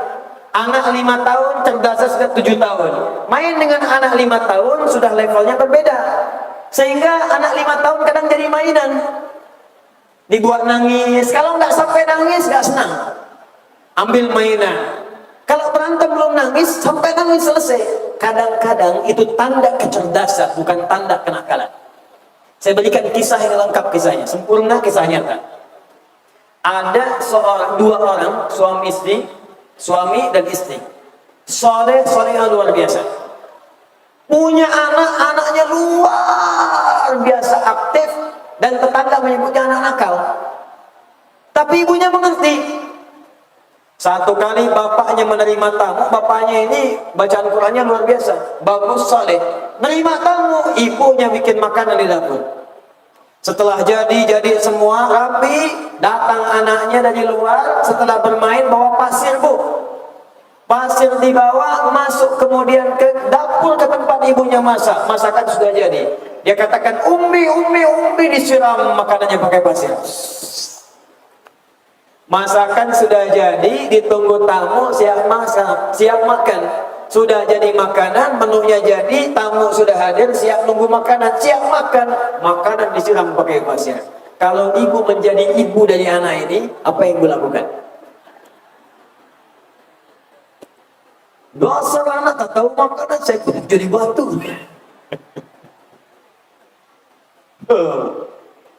Apa yang ibu ini lakukan? Quran surah ke-16 ayat 125. Ud'u ila sabili rabbika bil hikmah. Ajaklah orang yang belum paham kepada jalan Rabbmu dengan hikmah.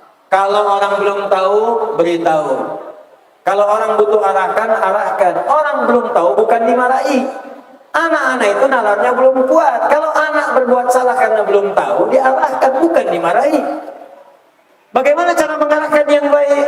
Talathatun la turaddu da'watuhum.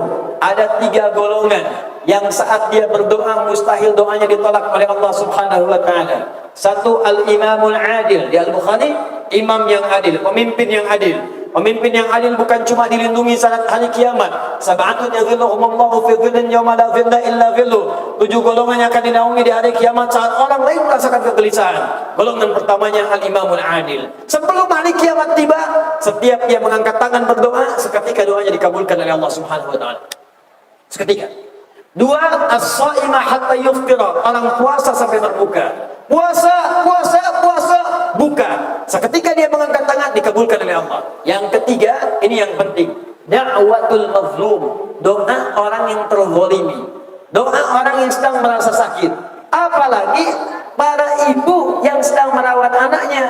Sedang mengandung, merasa sakit. Sedang merawat, merasa sakit. Sedang menyusui, merasa lelah. Maka itu kesempatan paling bagus untuk berdoa bagi kebaikan anak. Karena itu lihat sejak masa kandungan, Quran surah 7 Bu, ayat 189. Ibu yang sedang merasakan sakit mengandung, falamma taghasyaha hamalat hamdan khafifa famarrat bi falamma athqalat. Saat seorang ibu sedang mengandung merasakan sakit luar biasa, miring kanan sulit, kiri sulit, tengkurap mustahil, sakitnya terasa, da'awallaha rabbahuma, arahkan sakit itu dengan berdoa kepada Allah. Adab yang pertama, la in ataitana shalihan lanakunanna minasyakirin. Ya Allah, ya Allah, ya Allah, tolong ganti sakit yang sedang saya rasakan ini dengan lahirnya anak yang soleh. Saya akan bersyukur jika Engkau kabulkan. Sedang menyusui, lelah, capek, doa. Sedang merawat anak, doa. Anak demikian berdoa minta kepada Allah yang baik. Maka ibu ini berkata, ini kisah nyata. Kata ibu ini, begitu disiramkan, Allahumma ja'al hadzal walad imaman fil haram. Idhhab ilal haram takunu imaman fi. Kata ibu ini, ya Allah, jadikan anak ini imam besar di Masjidil Haram. Kata si ibu ini pada anak ini, pergi sana ke haram jadi imam. Ibu masak, datang bawa pasir, disiram, tamu sudah siap makan. Apakah marah ibu ini? Dia arahkan rasa amarahnya kepada doa. Ya Allah, mohon jadikan anak ini imam di Masjidil Haram. Pergi sana ke haram jadi imam. Sampai sekarang anak itu menjadi imam di Masjidil Haram. Dan ketua dewan imam di 2 masjid suci, Masjid Al-Haram dan Masjid An-Nabawi. Anak itu bernama Abdurrahman As-Sudais. Syekh Sudais. Alhamdulillahi Rabbil Alamin, Ar-Rahmanir Rahim, Maliki Yaumiddin. Sudais, anak kecil yang pernah menyiramkan pasir ke ibunya saat sedang masak, sampai sekarang jadi imam di 2 pada suci. 2 imam. Jadi tidak semua disikapi itu dengan emosional. Yang ketiga di surah Yusuf. Surah Yusuf, Quran surah ke-12 dari ayat 3 dalam fase ini sampai ayat ke-29-nya. Yusuf punya 11 saudara, semuanya 12 bersaudara, 4 orang ibu. Dari ibunya itu, ya ibunya yang satu lahir 2 anak. Ya, satu adalah Yusuf alaihissalam, yang kedua kemudian Benyamin adiknya. 10-nya yang lain tidak suka dengan Yusuf. Ada berselisih sampai direncanakan makar, masukkan ke dalam sumur. Ya, tidak ada yang paling lengkap penderitaan ujian yang dahsyat kecuali Yusuf. Karena itu disebut dalam Al-Quran sebagai kisah terbaik yang lengkap dari awal sampai akhir. Kata para ulama, orang yang sedang sakit, sedang sulit, banyak ujian, baca surat Yusuf dengan ikhlas, maka ujiannya akan diangkat oleh Allah Subhanahu wa taala. Yang sulit jadi lapang, yang tidak mudah menjadi dimudahkan, yang resah menjadi tenang. Pelajari surat Yusuf.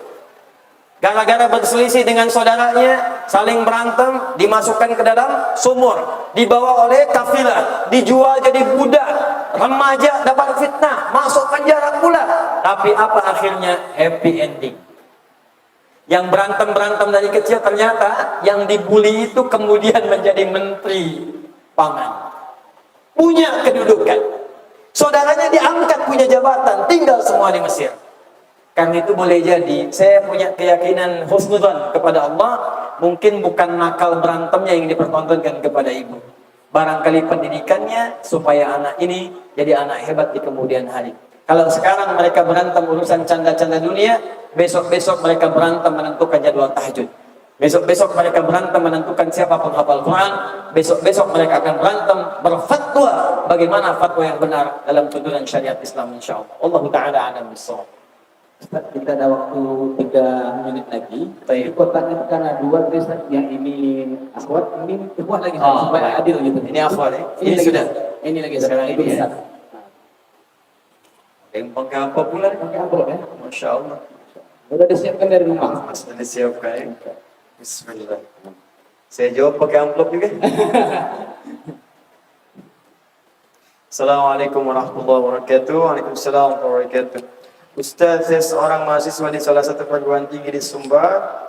Maaf sebelumnya saya mau nasihat dan bimbingan Ustaz terhadap masalah yang sedang saya alami.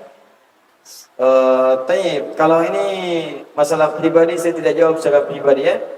Tapi karena ini dibuat umum, saya laki-laki mempunyai kelainan orientasi seksual, saya tertarik pada yang bukan lawan jenis. Saya seharusnya sudah menjadi fitrah manusia. Saya sudah mencoba untuk merubah dan menghilangkan itu semua dari hidup saya, Ustaz. Saya sudah sholat, mengaji dan ibadah lainnya. Intinya ini ada kesalahan orientasi, tapi gini, saya senang ketika Anda bertanya ini, artinya Anda masih normal.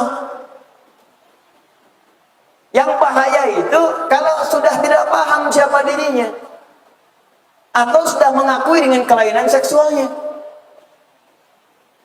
Saya ini adalah wanita, tapi suaranya laki-laki. Saya asik, Ustaz. Ya emang asik, tapi suaranya suara perempuan.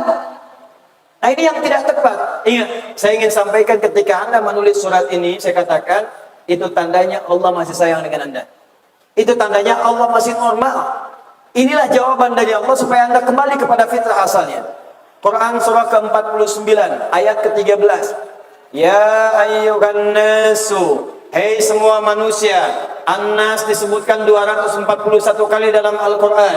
Jika disebutkan An-nas maka menunjuk semua manusia dengan sifat sosialnya tanpa kecuali, semuanya. Di manusia disebut 5 nama. Untuk menunjuk nafsunya disebut bashar. Bashar disebutkan 35 kali di Quran.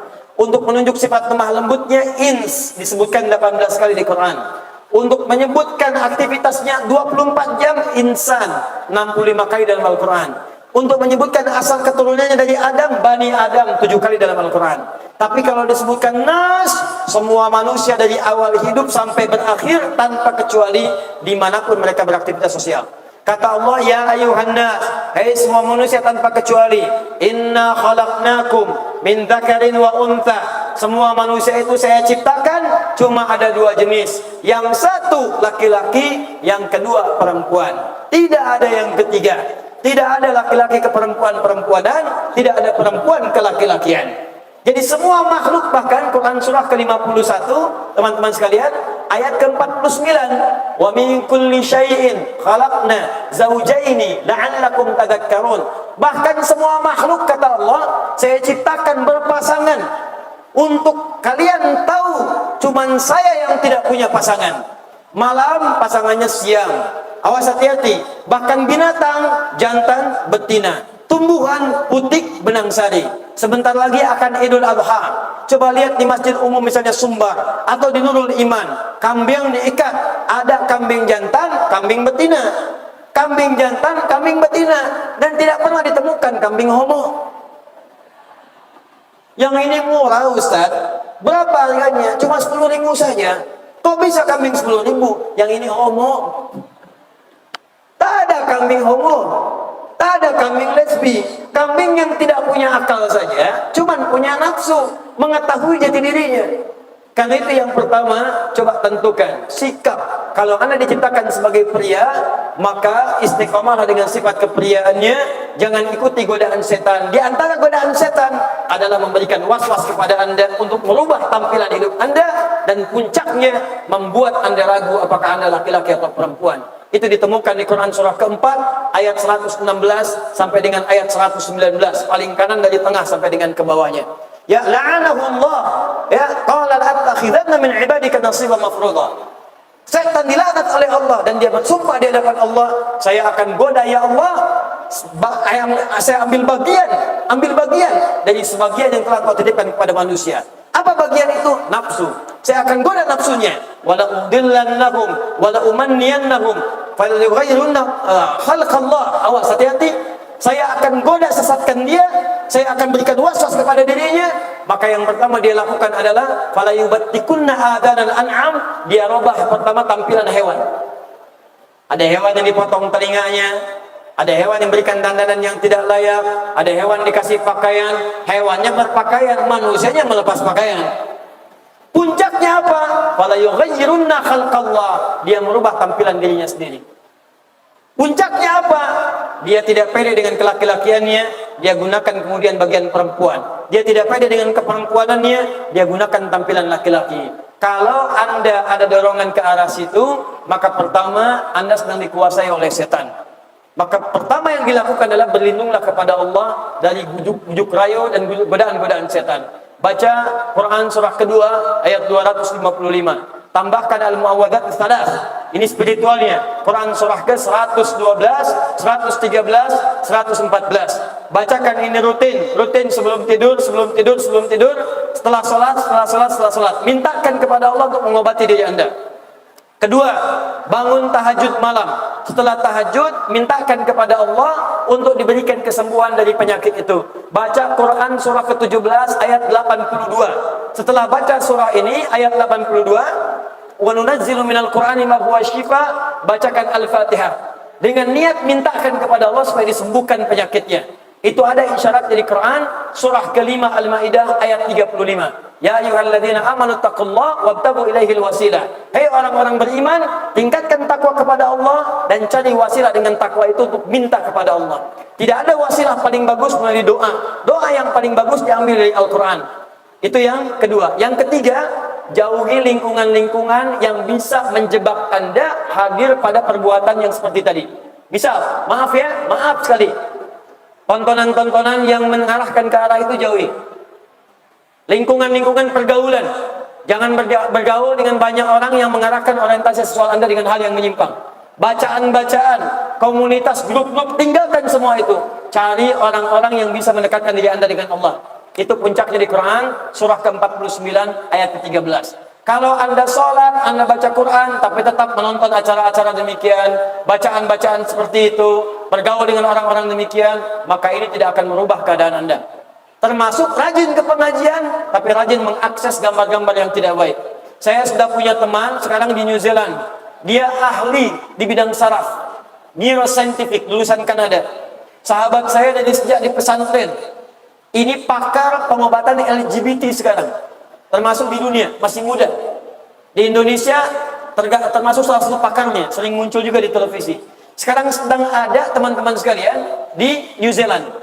Teman saya ini menganalisis, ternyata Masya Allah, di majlis taklim pun jamaah-jamaah itu tidak sedikit di antara mereka yang terjangkit oleh virus LGBT sekarang ini. Apa penyebab yang paling utama? Ternyata bukan cuma narkoba, penyakit yang paling pertama pengantar LGBT itu pornografi. Hati-hati Pak. Anak-anak tuh dilihat tuh handphonenya, aksesnya ke media sosialnya. Ingat Bu ya, ingat betul. Pornografi pengantar pertama kepada LGBT kekinian. Begitu sudah melihat, di MRI oleh beliau otaknya. Otak manusia yang terkena pornografi itu seperti ada kotoran. Nempel dan sulit hilang. Semacam candu, jadi nempel di MRI.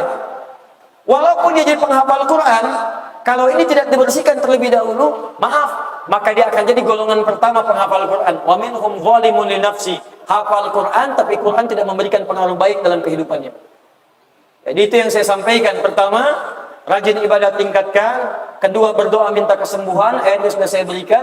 Yang ketiga, tinggalkan lingkungan-lingkungan yang buruk yang tadi telah disebutkan. Terakhir, bertobat kepada Allah dan jangan pernah putus asa dalam bertobat. Sekarang menangis, besok melakukan tobat lagi, melakukan tobat lagi, sampai jangan pernah bosan, sampai Anda wafat dalam keadaan bertobat di hadapan Allah Subhanahu wa taala. Saya kira itu yang bisa saya jawab. Baik, kalau sudah cukup barangkali sudah 15 menit saya sampaikan. Yang terakhir saya mau tanya sebentar. Siapa yang mau jadi ahli Quran? Oh, Masya Allah. Siapa yang mau hafal Al-Quran? 30 juz. Oh, Masya Allah. Ini semuanya lu boleh nih. Baik, Iqbal ada Iqbal. Iqbal mana Iqbal? PKU. Ada di sini kan? Mas Iqbal ada di sini, PKU. Boleh saya ada? Oh, di luar ya? Di luar. Oh, enggak apa-apa. Saya sebetulnya bawa satu orang trainer ya dari penghafal Quran. Kami nanti sedang menggalakkan namanya program At-Taisir. Ya, program mendidik ahli Quran, hafal Quran 30 juz. Jadi bukan sekedar hafal. Ini metode ini utamanya adalah untuk dua hal. Pertama, mudah menghadirkan Quran saat dibutuhkan. Di saat Bapak Ibu misalnya ingin sekali dekat dengan Al-Quran, ayatnya datang kecepatannya 1 detik saja. Ya, misal, Anda sedang bekerja misalnya butuh ayat Quran, datang.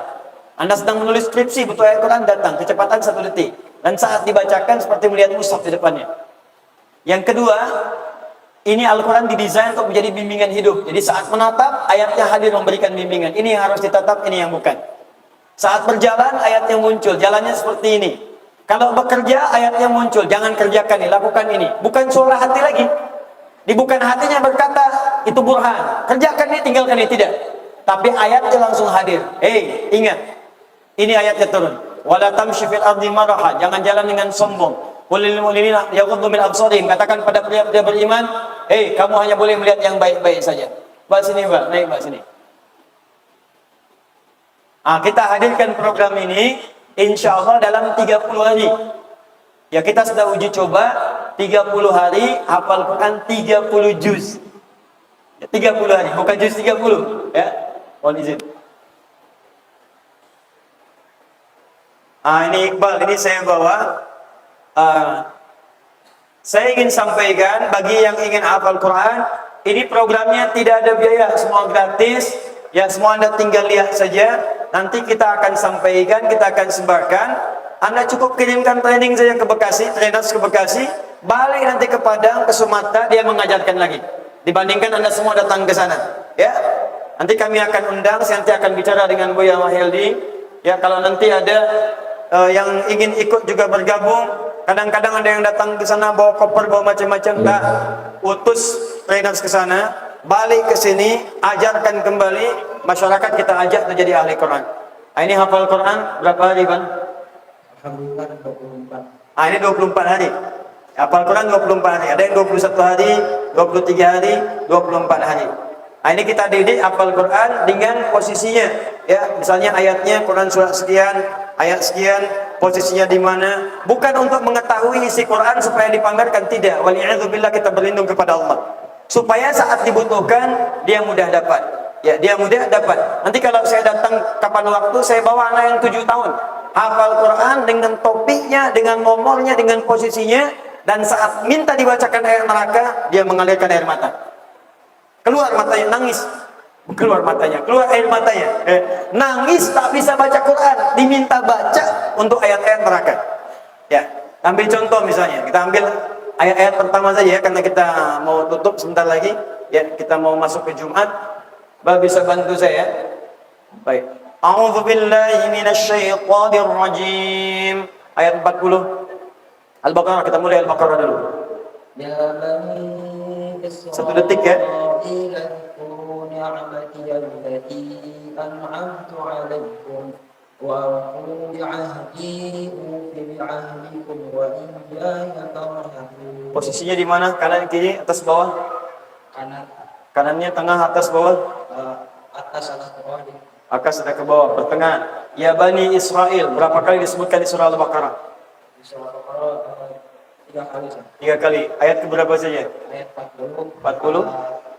Ayat 40, 47 sama 121. 40, 47, 120. Baik. Bunyinya apa yang 47? 122. Bunyinya apa? Yang 47? 40 sama 40. Yang 47 bunyinya? 47 sama 122. Ya bani Israil, اذكروا نعمتي التي أنعمت عليكم وأني فضلتكم على العالمين. Naik 125. وإذ جعلنا البيت مثابة للناس وأمنا واتخذوا من مقام إبراهيم مصلى وعهدنا إلى إبراهيم وإسماعيل أن طهرا بيتي للطائفين والعاكفين والركع السجود. Ayat terakhir di juz 1. تلك أمة قد خلت لها ما كسبت ولكم ما كسبتم ولا تسألون عما كانوا يعملون. Disebutkan berapa kali kalimat itu? 2. Ayat yang satunya lagi? Ayat keberapa? Ayat barusan ayat 140 Ya. Ya. sampai 134. 134 posisinya di mana? 134 kiri paling bawah. Pilih paling bawah, baca mundur. تلك أمة قد خلت لها ما كسبت ولكم ما كسبتم ولا تسألون عما كانوا يعملون. ووصى بها Baca mundur ya. Ya, baca mundur. ووصى بها إبراهيم بنيه ويعقوب يا بني إن الله اصطفى لكم الدين فلا تموتن إلا وأنتم مسلمون. Am kuntum syuhada. أم كنتم شهداء إذ حضر يعقوب الموت إذ قال لبنيه ما تعبدون من بعدي قالوا نعبد إلهك وإله آبائك إبراهيم وإسماعيل وإسحاق إلها واحدا ونحن له مسلمون. Jawab pakai Quran, surah Al-Baqarah. Berapa jumlah tangan di tangan? Jari di tangan semua. في قلوبهم مرض فزادهم الله مرضا ولهم عذاب أليم بما كانوا يكذبون. Jumlah jari di tangan dengan jumlah jari di kaki. يكاد البرق يخطف أبصارهم كلما أضاء لهم مشوا فيه وإذا أظلم عليهم قاموا ولو شاء الله لذهب بسمعهم وأبصارهم إن الله على كل شيء قدير. Ukuran peci.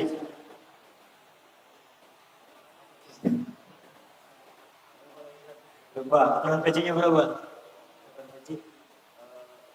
Jarang pakai peci. Jumlah mata. ذلك الكتاب لا ريب فيه هدى Baik, للمتقين. saya hanya ingin sampaikan itu yang coba kita didik. Dan kalau sudah matang, sudah baik, kita kirimkan untuk belajar ilmunya. Ini ya satu di antara 25 anak, insya Allah yang akan berangkat ke Sudan. Ya, satu di antara 25 anak. Ya, ini kami kirimkan untuk belajar. Ini keterima di Al-Azhar. Di Al-Azhar Al-Syarif diterima. Ya, tapi ingin lebih memilih ke Sudan supaya ingin mendalami Qurannya terlebih dahulu. Di Al-Azhar juga ada, bahkan Syekhnya datang kemari untuk bisa mengajarkan. Nanti insya Allah dengan 25 ini saya tunggu yang 10 daripada akan kami berangkatkan sama-sama 2 pekan setelah Idul Adha. Jadi kalau datanya datang sekarang dalam waktu dekat ini Bu ya, datanya bisa ada, diterjemahkan ke dalam bahasa Arab, nanti bisa diambil sama orangnya. Kalau tak sempat dia bawa, kami akan kirimkan ke sana. Paling cepat kalau mau lebih cepat 2 pekan setelah Idul Adha. Ya, 2 pekan. Idul Adha tanggal berapa? 10 Dzulhijjah. 11 Agustus tambah 14, 25. Ya, kurang lebih tanggal 25 Agustus. Kalau datanya ada sekarang ini, seminggu 2 minggu ke depan, kami akan coba terjemahkan. Kami yang biayai semua terjemahannya sampai selesai. Nanti kami kirimkan 2 pekan setelah Idul Adha. Insya Allah berangkat bersama mereka ini dengan 25 orang. Ada sekitar 35 orang kalau berangkatnya. Insya Allah. Baik Bapak Ibu sekalian, saya kira itu yang kami sampaikan. Mudah-mudahan ada manfaat yang bisa didapatkan dan semoga insya Allah memberikan keberkahan si Allah Subhanahu wa taala. Takbir. Takbir. Takbir. Assalamualaikum warahmatullahi wabarakatuh.